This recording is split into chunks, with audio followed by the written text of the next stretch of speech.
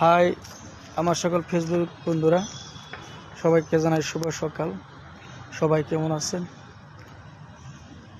তো মাঝে মাঝে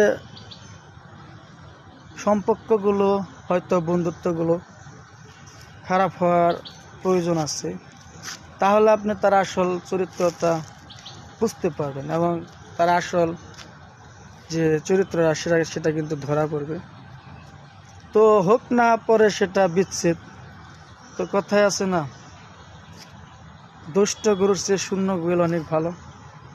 তো আমাদের মাঝে যে সম্পর্কগুলো আছে, বন্ধুত্ব অথবা যে সম্পর্কই বলো না কেন, সেগুলো মাঝে মাঝে একটু খারাপ হওয়ার প্রয়োজন আছে। তাহলে আমাদের যে বন্ধু বা আত্মীয় স্বজন বা তাদের যে মনের ভিতরের যে রূপটা, এটা কিন্তু আসলে ধরা পড়ে। তো এটা আসলে মাঝে মাঝে করা উচিত।